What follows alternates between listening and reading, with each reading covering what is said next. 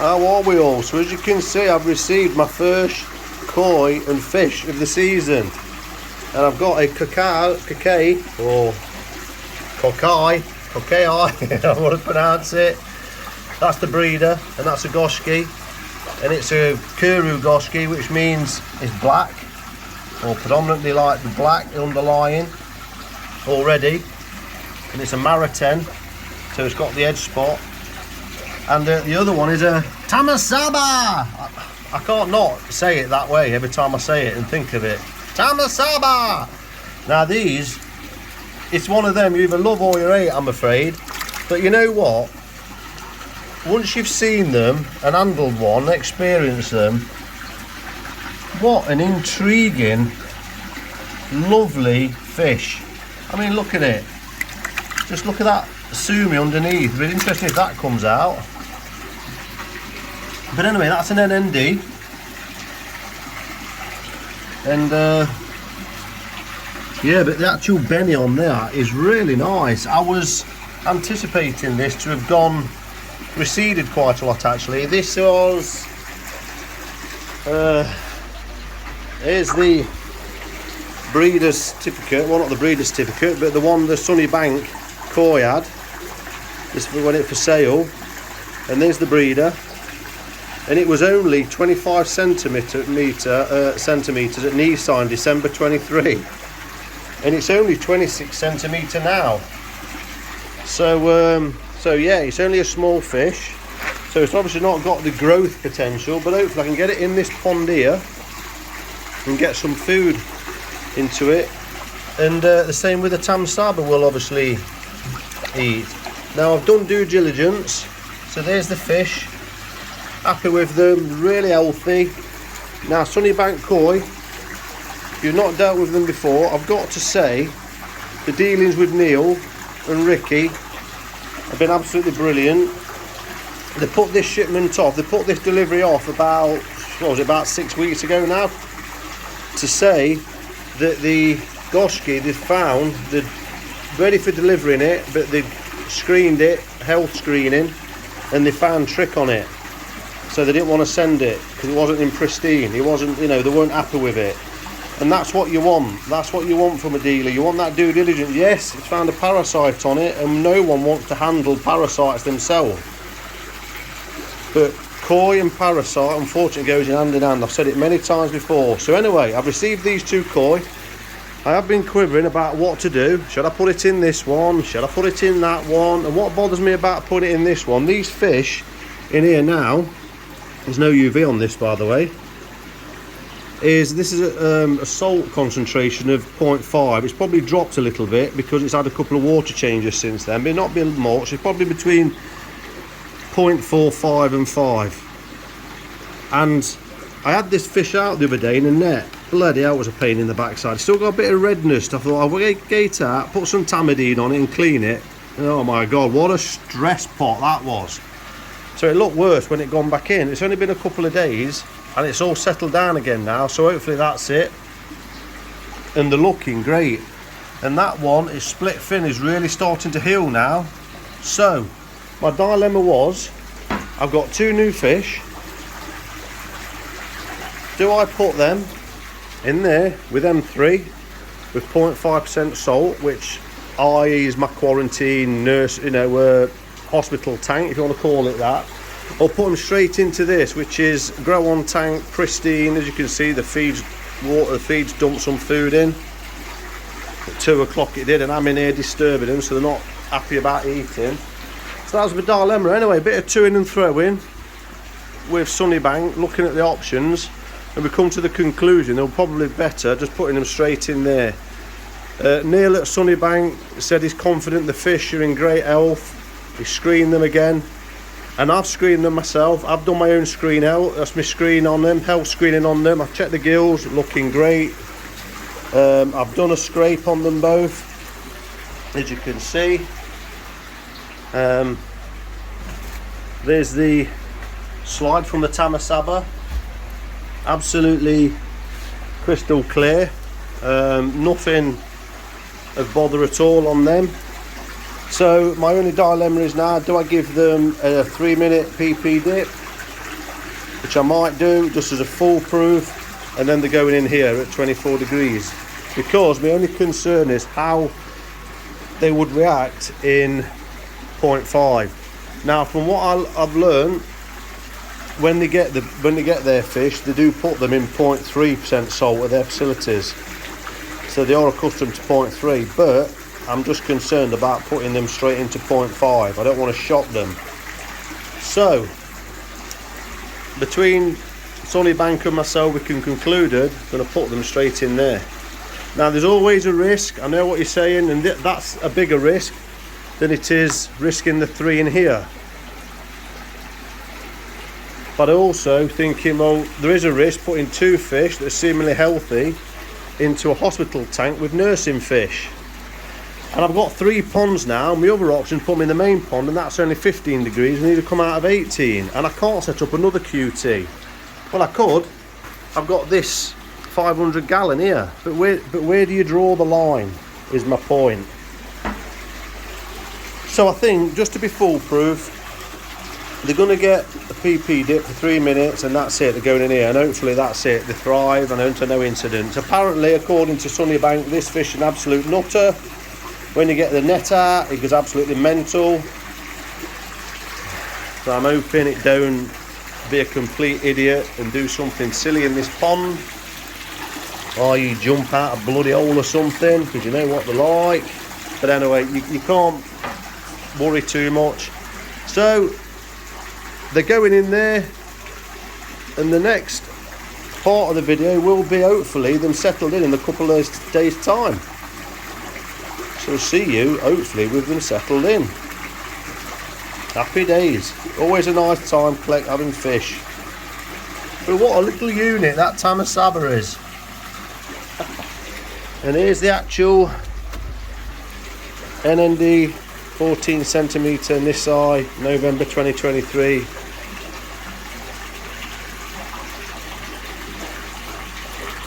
And there it is. I just thought it looked nice from above. They both do actually. Nice additions. So I'm going to finish off what I'm doing, because I want these fish in here, not because I've spooked them now. I've got the net up and all sorts of stuff, so they're not showing the same behaviour. I've got this food I want them that's dumped out of the 2 o'clock feed. It would have gobbled that up by now, but it's now 1:15 nearly, and it's been, you know, I've been messing about doing scrapes and stuff. So anyway, enough of that rambling. Let's see how they get on later in the week. Everything else is doing great so far. Koi in here have absolutely been smashing it. Seems to be caught any maintenance and that really on time. So these now can just bed in and relax. And the Tamasaba and the kuro Goshiki have absolutely settled in amazing now. This has been a week later. It's now the weekend. I've just done a clean on this one through the pressure filter and clean the sponge pad on the trickle tower. And yeah, let me turn the air off to this. I'm just going to clean this out so this is all turned off. So while I'm on the subject of that, let's have a look at how much muck this is done. I cleaned this out last Sunday. This has been 6 days. Look at this. So if anyone is on about that the brushes can't collect as much muck as the media, the K1 micro that was in there before, I'm going to turn the air off to this and have a look in there. I'm going to turn the air off it in there. I've actually got an air disc in there now, look, as you can see.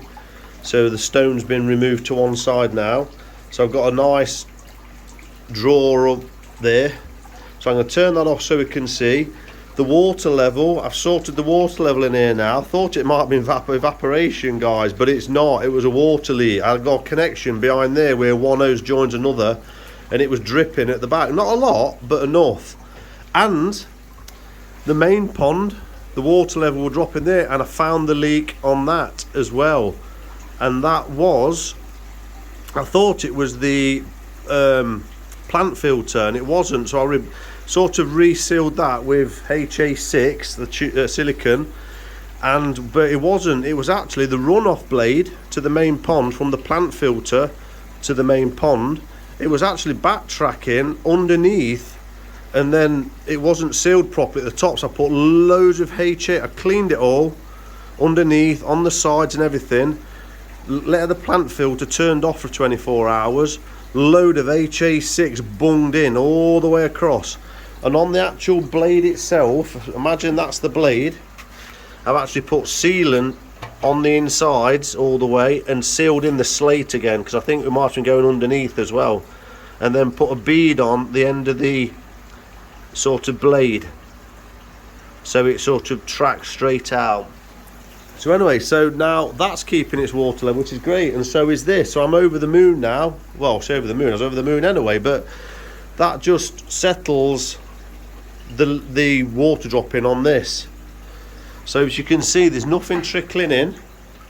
The trickle's turned off, and it's remained and kept its water level for a week. It's hardly dropped at all, which is fabulous. I've changed this again. So I've changed it to go up and down and squirt over this way. So that water from the air source heat pump goes that way, and then that hits the water and comes this way. They kind of meet, so it's kind of doing that. So I'm getting a nice bit of circulation, the meat in the middle, and it comes up here, and it's that. There's hardly, considering the food going in, it's probably about, I've got 12 feeds, and there's about 6 gram going in for 8 of the feeds, and then double that on 4 feeds, because it's on setting 2 for 4 feeds. So I'm going to start upping that. So let's have a look at this. So as you can see in there, you can see better in here hopefully. Look at that. Look how deep that muck is. But with the sake, it's like a grit. But look on the sides. Look at that. So it really is great collecting muck still. And look at this. So I've got an option now. That's running fine, whereas before, after 2 days, the pump was being put under pressure because the water level would just drop too much on the inside, because the K1 was blocking too much, too quick for me anyway. So I'm awesome. I love it. Absolutely love the way it's set up now. The water's great, look, because what I've been able to do is up the pull through it, which means that is collecting more muck than it was before, which means the pond bottom, the pond now is kept clearer, because I've got now better circulation and better pull on the 3-inch bottom drain.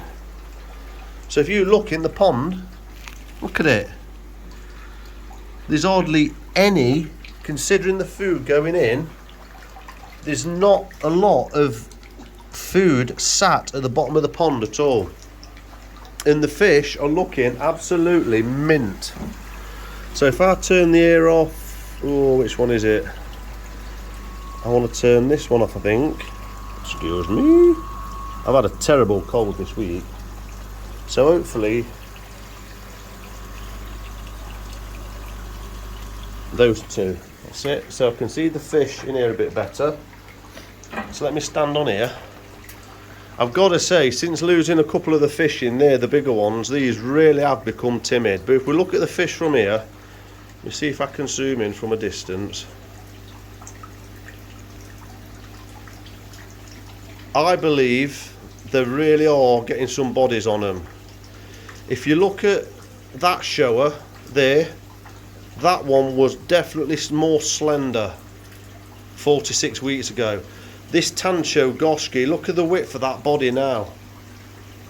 Look at it, it's just got more structure to it. The Momotaro shower there, look at that body on that now. Definitely, look at this bloody goldfish. It's just the snow asagi as well.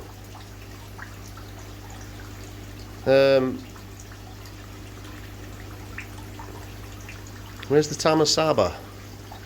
Oh, it's right in the middle. Tamasaba. I'm in love with a Tamasaba. Look at it. Look at it in the middle, look. Watch it. Watch. Absolutely. I cannot believe how quick that thing moves. I was surprised when I put it in. It's an absolute nutter. Look at it. Definitely going to get more of them. Because they're just... Yeah, that one there. Look at the body on that now.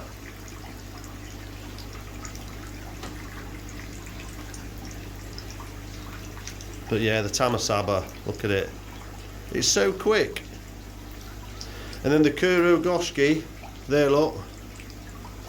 That just looks like there's more stature to it as well, more body. So definitely the Sake growth, I think, is doing the job. And the reason it's doing the job is because they look like they've got more girth, more, you know, more body to them. They just look more stately. There's no crap in the pond. Look at it. Look at the water.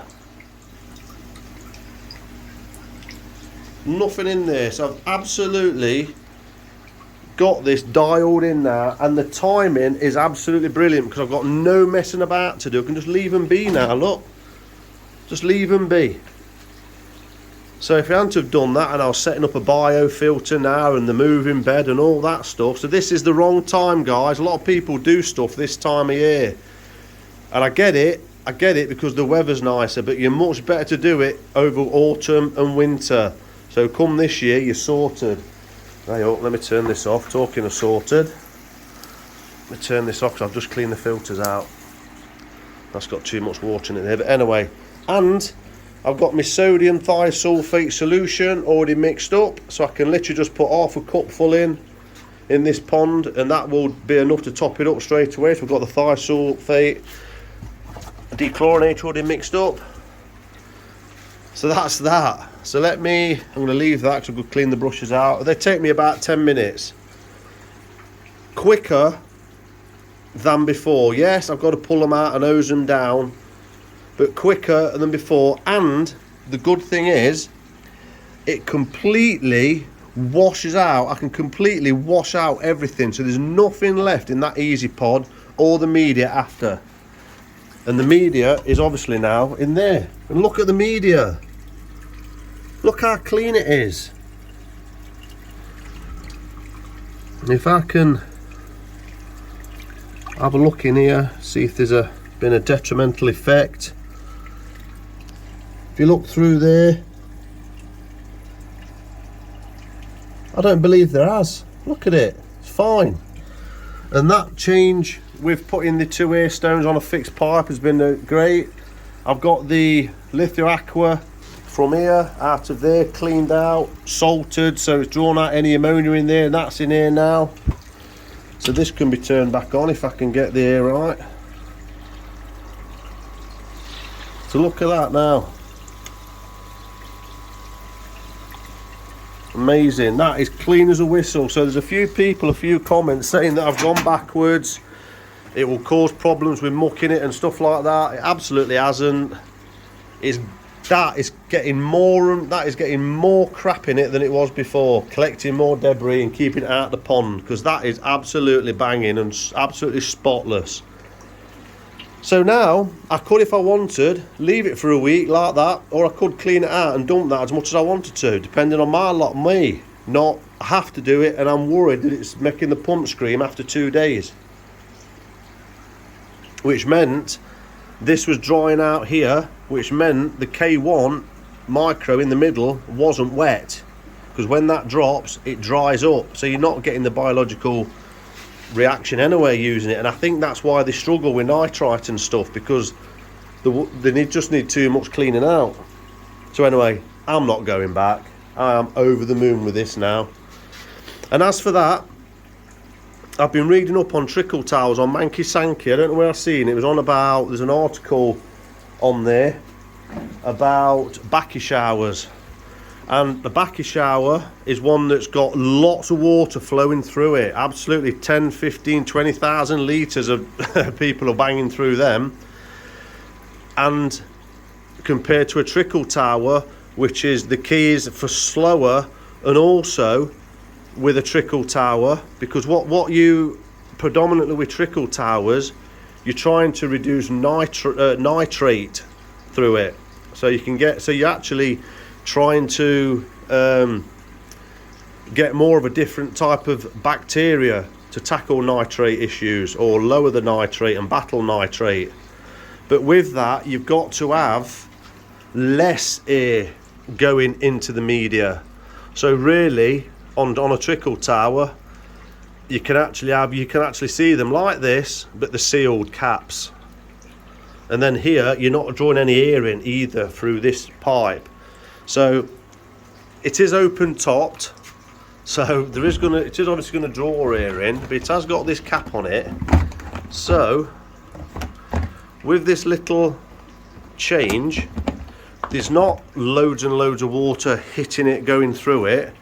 And with this up like that, you're going to get, there's not going to be air getting in this pipe, or getting, you know, it's going to be less aerobic bacteria in there. But it's not promoting bad bacteria. It's just a different type of strain which chews up, you know, within the process with that bacteria, it actually uses nitrate. Not so much this type of media, which will attack more ammonia and nitrite. So that's why I've done that pipe, just to try and get that balance, switching that way to attacking nitrite, nitrate as opposed to ammonia. But there will be a mixture of everything because it's not completely sealed in there. But look at the Kajaku as well. Kajaku's putting on some. I've noticed, you look at the only one failing in there at the minute, and I'll get it out and show you one day, is that one there. Look at the Benny receding on that side of the head. On that side, the right side, look. You watch when it comes round. Now notice, I got that from Absolute Koi, £150 for a toe sign it had, and I'm going to get this out and give you a bit of a tip on failing Benny, and what not to touch with a barge pole if you see it. And I'll probably do one video on that because I've learnt from that big time, and it was starting to do it when I bought it, and I shouldn't have bought it. It was a mistake because it started failing since then. The only thing now is if the Benny, where it started breaking up and failing, actually stops failing and then leaves the white background. But I'm not convinced that it's going to do that. It's coming round now, look, so let's see. So on its head, you'll see, look, oh, you won't see it there? It's almost like cut in. That is dramatically failing in the last month. You can just see it there on it. See it there on its head? That was full Benny only a month ago. You look at my videos and you'll see it. It was failing around here when I got it on that back quarter. Sorry for the focus. So yeah, so that, yeah, I'll do a video on that one day.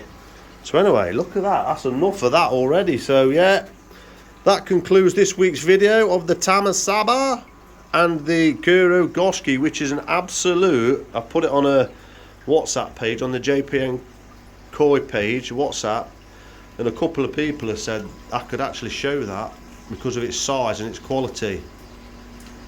But anyway, it is a cracking koi. Look at that, the Maruten on it is a lovely Benny, lovely dark, really nice.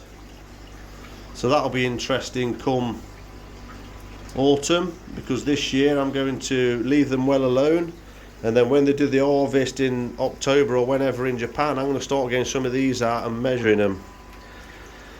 So that concludes that video. I want to get all this back up and running, so I'm in here just enjoying it because the weather in the UK at the minute, come on, you know, are we right? The rain we're having. I've had a terrible cold the last week, so apologies if I sound a bit bunged up because I am still a bit. Thanks for watching. Hope you enjoyed that one. Comments down below. What do you reckon to the Tamasaba? I love them. I love them. And then, you know, you're touching it and handling it. That's weird. What a character. And I just wasn't prepared for how quick they are. Bloody crackers. But absolute love it. So comments down below. What do you think to the two koi? thanks for watching. Just a little bit more news.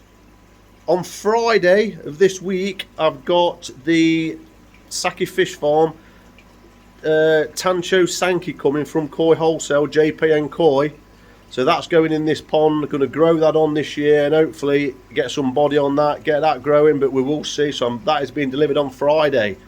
Happy days. Happy ponding. Thanks for watching. Please hit the subscribe button if you haven't subscribed already to follow these little fellas.